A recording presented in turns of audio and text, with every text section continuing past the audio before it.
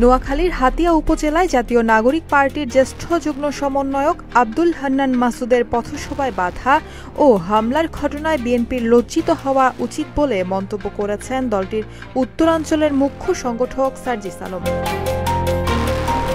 মঙ্গলবার সকাল ৯টা ৩০ মিনিটে সামাজিক যোগাযোগ মাধ্যম ফেসবুকে একটি পোস্টে একথা বলেন তিনি বলেন, গতকাল আমার সহযোদ্ধা আব্দুল হান্নান মাসুদের উপরে বিএনপির কিছু নেতাকর্মীর দ্বারা যে হামলা হয়েছে এটার জন্য বিএনপির লজ্জিত হওয়া উচিত। বিগত ১৬ বছরের স্বৈরাচারী আমলে দল হিসেবে বিএনপি সবচেয়ে বেশি অন্যায় এবং জুলুমের শিকার হয়েছে। অতঃপর হান্নান মাসুদের মতো কিছু অকুতোভয় আপোষহীন সাহসী তরুণদের হাত ধরে ছাত্র জনতার ঐক্যবদ্ধ প্রচেষ্টায় বিএনপি সহ বাংলাদেশের রাজনৈতিক দলগুলো সেই স্বৈরাচারী দুঃশাসন থেকে মুক্তি পেয়েছে।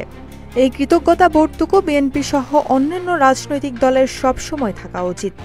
এই মুহূর্তে বিএনপি বাংলাদেশের সবচেয়ে বড় রাজনৈতিক দল, এজন্য তাদের দায়িত্ব, দায়বদ্ধতা এবং কর্মযোগ্য সবচেয়ে বড় হবে, এটাই স্বাভাবিক। শুধুমাত্র বিরোধী দল হওয়ার কারণে বিগত ১৬ বছরে বিএনপি কি অন্যায়, অত্যাচার এবং জুলুমের শিকার হয়েছে তার একটা সারসংক্ষেপ বিএনপির পক্ষ থেকে তাদের সারা দেশের নেতাকর্মীদের কাছে যাওয়া উচিত।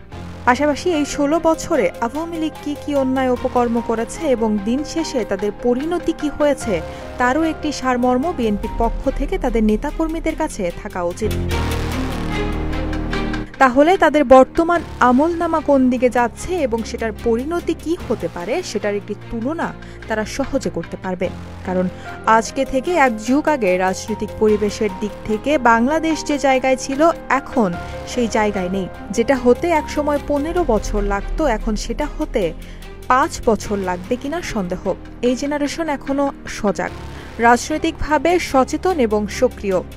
তাই বিএনপির সহযোদ্ধাদের পরামর্শ থাকবে এই সময় আর জেনারেশনটাকে আরেকটু সিরিয়াসলি নেবেন।